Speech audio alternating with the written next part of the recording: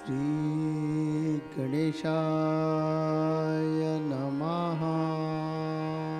श्री सरस्वते नमः। श्री गुरुभ्यो नमः। जगद्गुरु नरेंद्राचार्य महाराज की जय। सद्गुरु काड सिद्धेश्वर महाराज की जय। संत शिरोमणि गजानन महाराज की जय। आद्य जगद्गुरु रामानंदाचार्य महाराज की जय। सियावल्लभ रामचंद्र की जय। गुरुर्ब्रह्मा गुरुर्विष्णु गुरुर्देवो महेश्वरा गुरुर्साक्षात् परब्रह्म तस्मै श्री गुरवे नमः। सार्थ श्री ज्ञानेश्वरी अध्याय 4 श्रीराम। आता याची परी जाण चारी हे वर्ण सृजिले म्या गुण कर्म विभागे। जे प्रकृतीचे नी आधारे गुणाचे नी व्यभिचारे कर्मे तदनुसारे विवंचिली। एथ एकची हे धनुष्यपाणी परी झाले गा चहुवर्णी। ऐसी गुणकर्म कडसणी केली सहजे। म्हणून आई के पार्था हे वर्णभेद संस्था। मी करता नवे सर्वता याची लागी। हे मजची स्तव जाहले परिम्या नाही केले। ऐसे जेणे जाणितले तो सुटला गा पुंडलिक वरदये।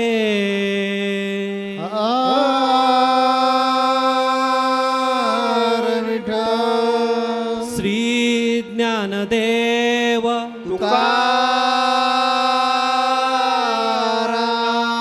पंढरीनाथ महाराज की जय।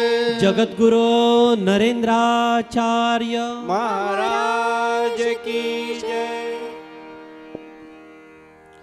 अनंत श्री विभूषित जगद्गुरु रामानंदाचार्य श्री स्वामी नरेंद्राचार्य जी महाराज दक्षिण पीठाधीश्वर, इनके चरण कमलों में कोटि कोटि प्रणाम। साथ ही सत्संग में उपस्थित सभी गुरु बंधुओं तथा बांधवियों को मेरा सांप्रदायिक श्री गुरुदेव।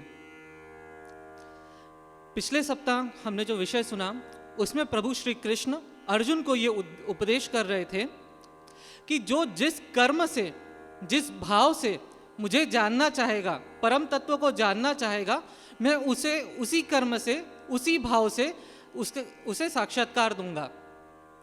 आज के क्रम में प्रभु श्री कृष्ण अर्जुन को जो उपदेश दे रहे हैं उसमें वो कहते हैं, अर्जुन ये जो 4 वर्ण है, इन चारों वर्णों का निर्माण सहज हुआ है, स्वाभाविक हुआ है। संत ज्ञानेश्वर जी श्री कृष्ण के इस वाक्य को विस्तार से समझाते हुए कहते हैं कि ये जो 4 वर्ण है, ब्राह्मण, क्षत्रिय, वैश्य और शूद्र, इनका निर्माण सहज ही हुआ है। अर्थात एक बात जो हम शुरू से समझ रहे हैं या फिर अभी तक की हमारी कल्पना जो है, हमारी मान्यता या धारणा जो है कि प्रत्येक वस्तु का निर्माण प्रभु ने किया है, परम तत्व ने किया है। परंतु यहाँ पर कृष्ण कहते हैं कि इन 4 वर्णों का निर्माण स्वाभाविक हुआ है, सहज हुआ है। संत ज्ञानेश्वर जी कहते हैं कि नीति के अनुसार हुआ है ना जी, नीति के अनुसार। तो संत ज्ञानेश्वर जी यहाँ पर कहते हैं कि ये जो 4 वर्ण है, ये 3 गुण रज, तम, सत्व और गत जन्म के कर्मों द्वारा बने प्राक्तन के अनुसार होता है।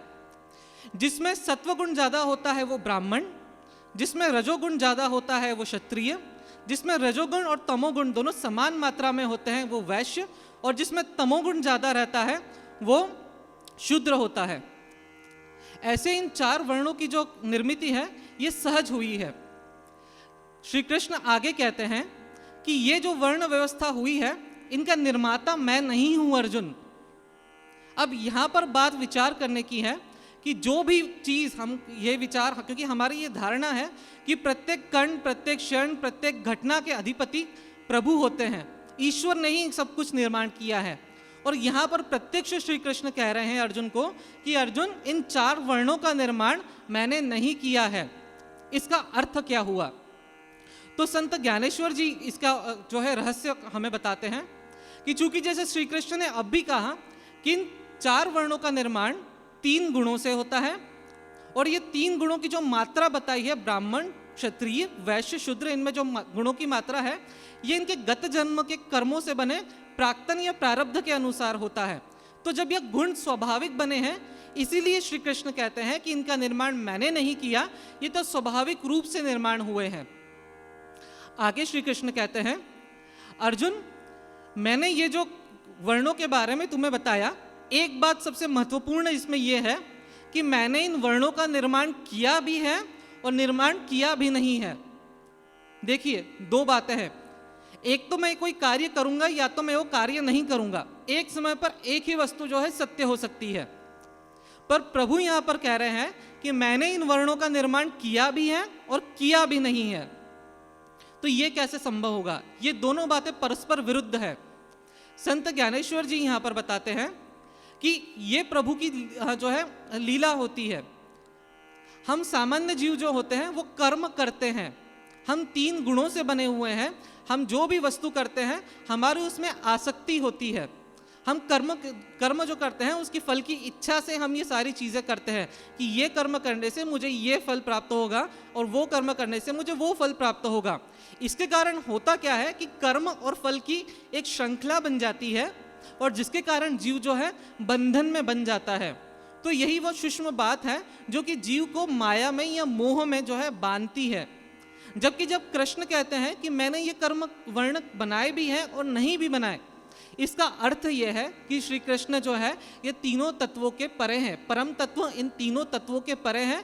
वह परम तत्व जो है कर्म तो करता है परंतु उसकी फलासक्ति में नहीं फंसता है। वो संपूर्ण सृष्टि को रचता है, हर क्षण को रचता है, हर कण को रचता है, हर घटना, व्यक्ति, वस्तु सब उसके स्वाधीन ही चलती है। अर्थात उसका आदि निर्माता, आदि पुरुष तो वही है, परंतु फिर भी इतना सब करके वो उसमें फंसता नहीं है। यही वो अंतर है जिस कारण कृष्ण कहते हैं कि सब करने के बाद भी मैं कैसे अकर्ता हूं। तो प्रभु का यहाँ पर श्री कृष्ण को आज जो उपदेश है वो इस बात पर केंद्रित है। श्री कृष्ण ये अर्जुन को कहना चाह रहे हैं कि मैं अकर्ता हूं, मैं सब कर तो रहा हूं, बट मैं उसका कर्तापन, उसका कर्ता भाव, श्रेय जो है मैं खुद नहीं ले रहा हूं। तो प्रभु श्री कृष्ण अर्जुन को यही बताना चाह रहे हैं कि ये जो तुम सोच के बैठे हो, चाहे वो व्यवहार हो या व्यवहार का कोई कर्म हो, कि मैं ये करूंगा तो ये चीज होगी, मेरे करने से ही ये चीज होगी, तो अर्जुन ऐसा नहीं है।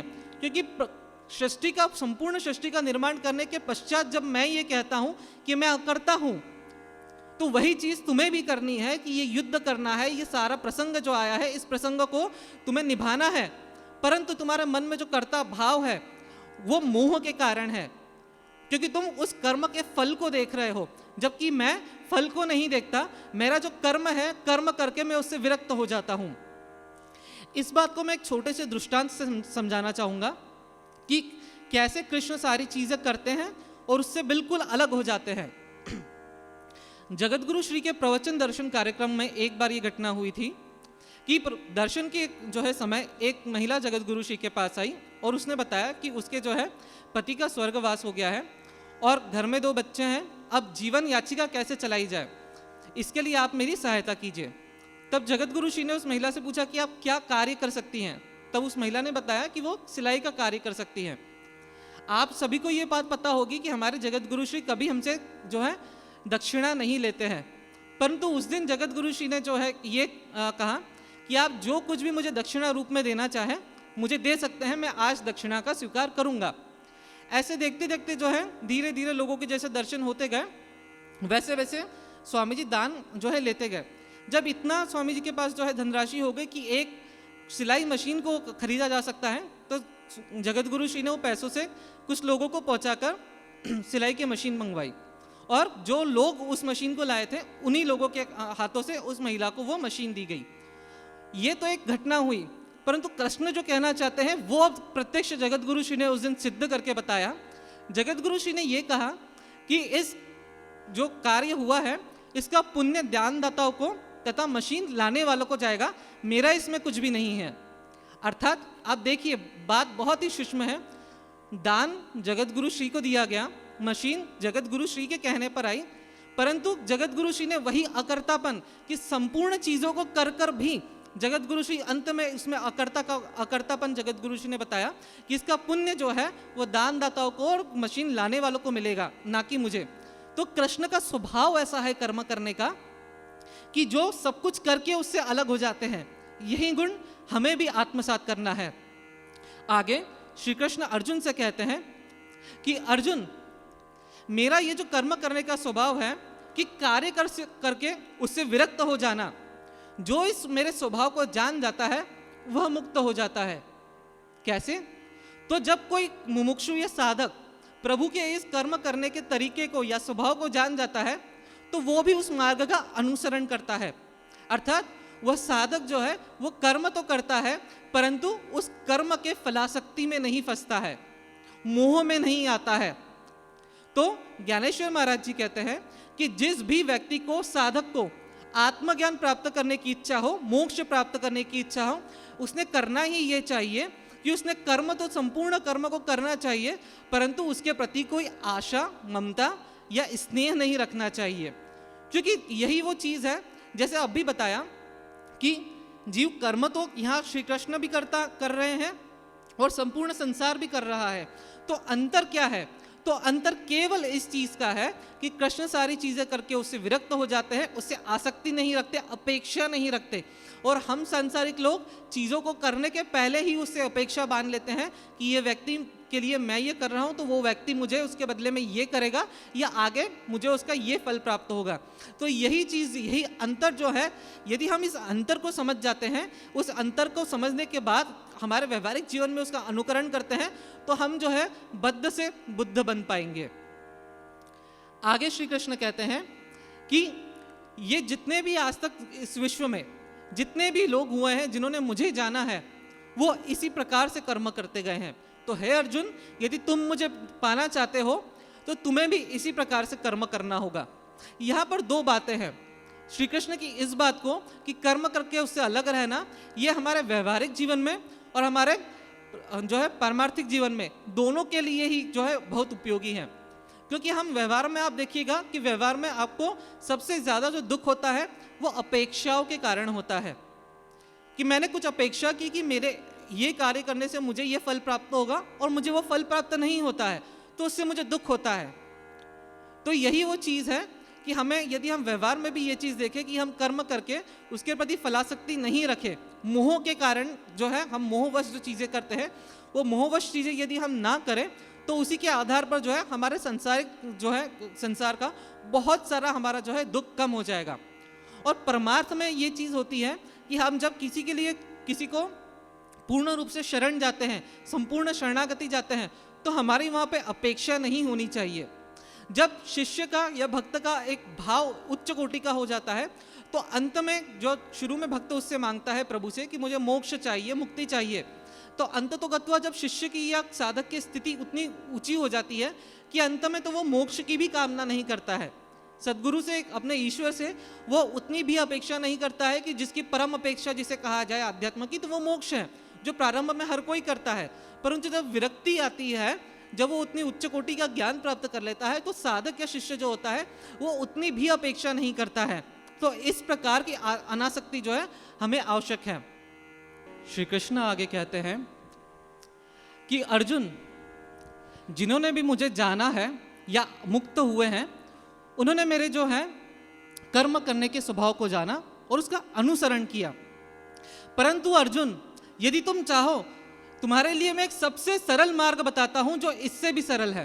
क्योंकि जब तुम मुझे जानने जाओगे तो हो सकता है कि तुम्हें तक कठिनाई आए। तो एक तरीका सबसे सरल इस दुनिया में है मुझे जानने का, वो है कि जिन लोगों ने, जिन दिव्य पुरुषों ने मुझे जाना है, आत्मज्ञान प्राप्त किया है, तुम उनके पद चिन्हों का केवल अनुकरण मात्र करो। अर्थात ज्ञान की ये जो गुरु शिष्य परंपरा हुई है, इस परंपरा के जो दिव्य पुरुष हैं, उन्हें बस केवल उनके पद चिन्हों का जो है तुम्हें अनुसरण करना है और तुम भी उस मुक्ति के मार्ग तक पहुंच जाओगे, उस जो है मुक्ति को प्राप्त करोगे। देखिए, इसीलिए आप सभी से कहा जाता है कि आप लोग सत्संग में आइए, क्योंकि तुलसीदास जी रामायण में कहते हैं कि बिनु सत्संग विवेक न होई। यही चीज है कि जब तक संतों का आप सानिध्य नहीं करेंगे, उनकी शरण में नहीं जाएंगे, तब तक आप में विवेक जागृत नहीं होगा और तब तक आप ज्ञान प्राप्त नहीं कर पाएंगे। इसीलिए आपको जो है प्रत्येक रविवार को सत्संग में आने के लिए कहा जाता है। आगे श्री कृष्ण कहते हैं कि जिस प्रकार भुने हुए अनाज को बोने से उससे फसल कभी उत्पन्न नहीं होती है, उसी प्रकार आसक्ति रहित किए गए कर्म से कभी व्यक्ति जो है, जीव जो है, वो माया में नहीं फंसता है। श्री कृष्ण कहते हैं कि कर्म और अकर्म को जो है तुम्हें समझना बहुत जरूरी है अर्जुन, क्योंकि इसका पालन तुम तब करोगे जब तुम्हें इसका कर्म और अकर्म का भेद समझ में आएगा।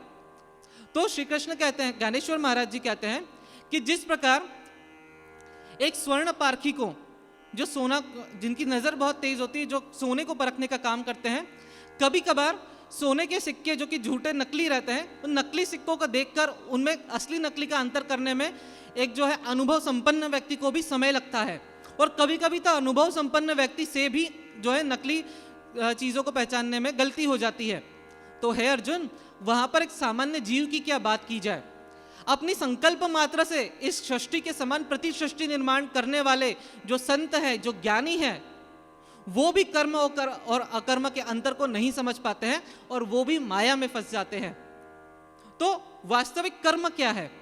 तो श्री कृष्ण जी कहते हैं कि परम तत्व ने पहली बार जब ये सृष्टि, माया, प्रकृति, सगुण देवता, इन सारी चीजों का निर्माण किया, तो वही जो है पहला कर्म हुआ। अर्थात क्योंकि जब परमात्मा ने, परम तत्व ने इन चीजों का निर्माण किया, तो परम तत्व को कोई लालसा नहीं थी, कोई अपेक्षा नहीं थी कि सृष्टि निर्माण होने के बाद में मेरे द्वारा बनाए गए जीव मेरे लिए ये करेंगे, ऐसी उसमें कोई अपेक्षा नहीं थी। अनासक्ति पूर्ण वो कार्य था। तो प्रभु श्री कृष्ण इसको जो है वास्तविक अकर्म, जो वास्तविक कर्म कहते हैं। और अकर्म क्या है? श्री कृष्ण की द्वारा कहा गया अकर्म क्या है कि जिसमें आपकी आसक्ति होगी, मोह होगा, अपेक्षाएं होंगी, वो आपका अकर्म हुआ। तो देखिए, कर्म और अकर्म कार्य तो वही है जो आपको कर्म करना है। जैसे अर्जुन को युद्ध तो करना है, भले फिर वह आसक्ति से करे या अनासक्ति से करे, युद्ध तो करना है, जैसे हम संसार प्रपंच कर रहे हैं। तो अंतर केवल आपके हृदय में उत्पन्न होने वाले भाव का है। यदि आपके हृदय में जो भाव उत्पन्न हो रहा है उस कर्म के प्रति, यदि उसमें आसक्ति है, तो कृष्ण के अनुसार वो अकर्म है। और आपके मन में जो भाव उस कर्म के प्रति उत्पन्न हो रहा है उसमें आसक्ति नहीं है, तो वो कृष्ण के लिए अकर्म है। जैसे हमारे जगत गुरु श्री को देखिए कि संपूर्ण संसार करने के बाद जो आज भी संसार कर रहे हैं, परंतु फिर भी वो पूर्ण रूप से मुक्त है। हमें देखिए कि हम लोग यदि कुछ करते हैं, 2 दिन बाहर चले जाए या घर के बाहर, हम ऑफिस में भी जाते हैं, कार्य से बाहर जाते हैं, तो हमारा सारा ध्यान हमारे घर परिवार के लिए लगा रहता है। हम मोहवश उन चीज़ों में फंसे हुए रहते हैं कि हम जैसे किसी को कहेंगे कि नानिज में वारी में चलना है, मैं नहीं आ पाऊंगा, घर का ख्याल रखना है, नौकरी है, ये सारी चीज़ें हैं। तो हम कर्म करने के पहले ही उसके आसक्ति के कारण उसके परिणाम को सोच लेते हैं।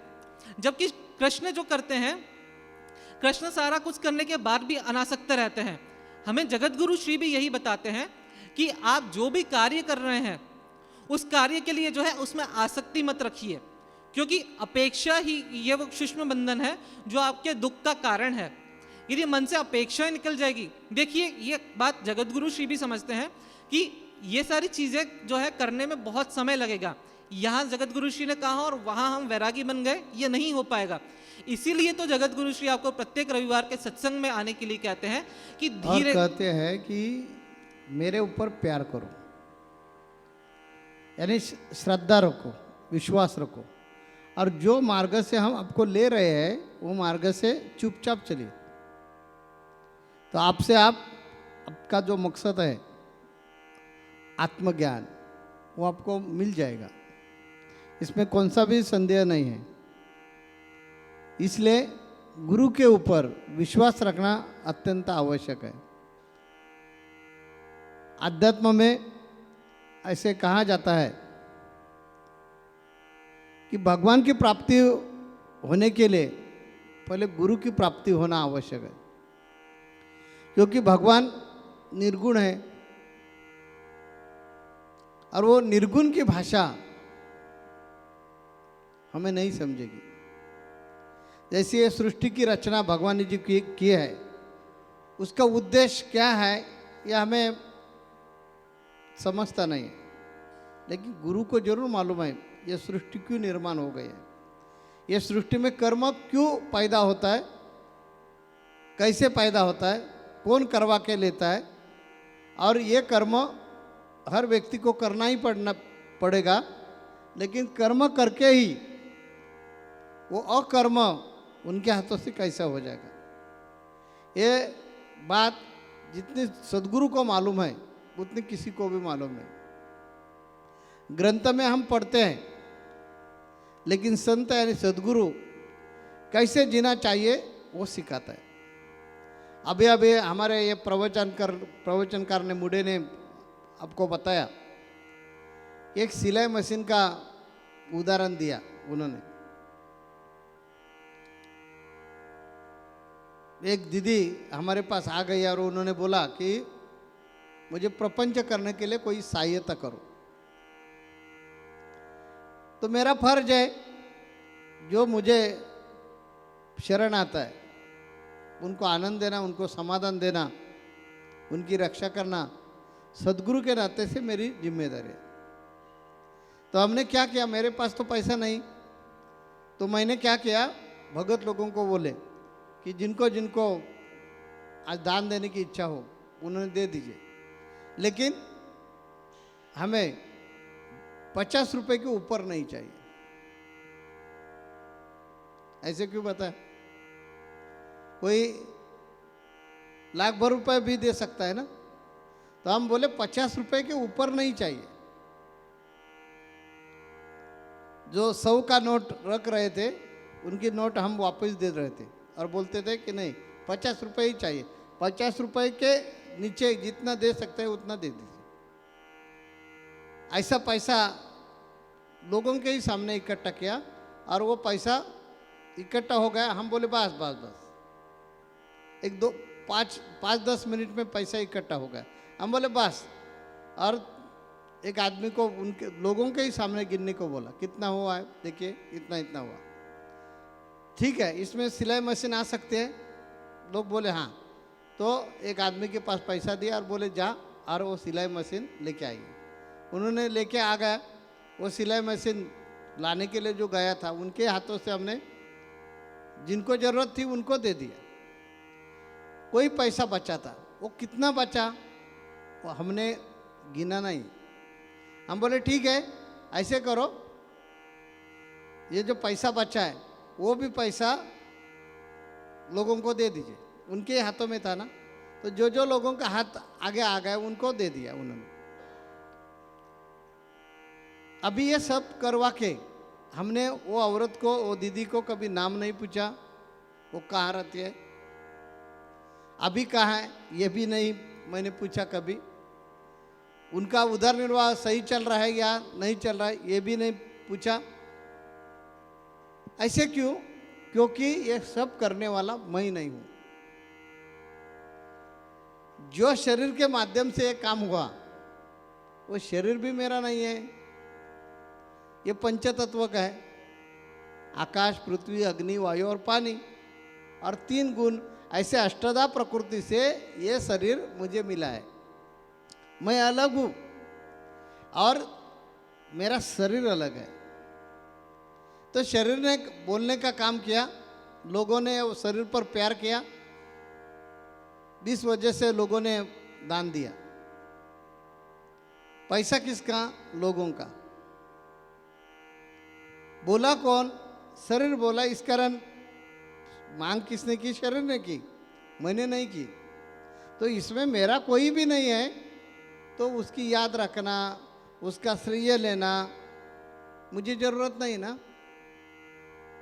ये जो उदाहरण हमने दे दिया है वैसा अकर्म है अर्जुन आप करो। भगत लोगों ने ये ध्यान में रखना चाहिए कि जैसे ये संत पुरुष कमल फूल जैसा रहता है वैसे रहते हैं ना। कीचड़ में पैदा होता है लेकिन कीचड़ उनको जरा भी टच नहीं करते, वैसे ये संत पुरुष रहते कि अनेक प्रकार के कार्य उनके हाथों से हो जाते हैं, उनके माध्यम से हो जाते हैं, लेकिन उसका श्रेय वो लेते नहीं। क्यों? क्योंकि उनको मालूम है, वो संत लोगों को मालूम है, सदगुरु को मालूम है मैं अलग हूं और ये शरीर अलग है। ये शरीर मेरा है लेकिन मेरा कहने वाला जो है ना वो अलग है। तो प्रापंचिक लोगों ने यह ध्यान में रखना चाहिए कि अकर्म करने का है ना तो ऐसा करो, कर्म भी होगा लेकिन उसका श्रेय नहीं लिया, इस कारण वो अकर्म हुआ। ऐसे अर्जुन आपको करना पड़ेगा। अर्जुन को भगवान कृष्ण कुरुक्षेत्र पर ये समझा रहे हैं, किसके लिए? युद्ध करने के लिए। अर्जुन को डर है कि ये हमने ऐसा किया और आप बोलते वैसे लोगों को मार डाला तो पाप कितना लगेगा। पाप के लिए, पाप नाम का जो कर्म हो जाएगा वो कर्म के लिए अर्जुन डर रहा है ना। तो अर्जुन को वापस उनमें वीरश्री आने के लिए भगवान कृष्ण अर्जुन को समझा रहा है कि देखिए अर्जुन, ऐसा कर्म किया ना, अकर्म किया, यानी कर्म करके उसका कौन सा भी श्रेय लिया नहीं तो उसमें पाप नहीं है। ऐसे अर्जुन को भगवान कृष्ण बता रहा है। आगे भी उसके बारे में भगवान कृष्ण जानकारी देंगे, क्योंकि ये जो कर्म योग है, ये कर्म योग में कर्म करवा के अकर्म कैसे करने का ये समझाने के लिए भगवान कृष्ण उनको अलग अलग प्रकार के उदाहरण दे रहे हैं। ये जानने के लिए हमें भी अगले सत्संग में आना पड़ेगा, क्योंकि अभी ये सत्संग का टाइम जो है वो ख़त्म हुआ है। इस कारण हमें वाणी को विराम देकर रुकना पड़ेगा, इसलिए हम रुकते हैं। आप सब लोगों को हमारा आशीर्वाद है कि आप भी जो जिंदगी में कर्म करते हैं वो कर्म करने के लिए रुकने का नहीं, कर्म करने का, लेकिन कर्म करते समय सब जो श्रेय लेते हैं वो छोड़ देने का। जगत गुरु नरेंद्राचार्य महाराज की जय। सद्गुरु काड़ सिद्धेश्वर महाराज की जय। संत शिरोमणि गजानन महाराज की जय। आद्य जगत गुरु रामानंदाचार्य महाराज की जय। श्याम वल्लभ रामचंद्र की जय।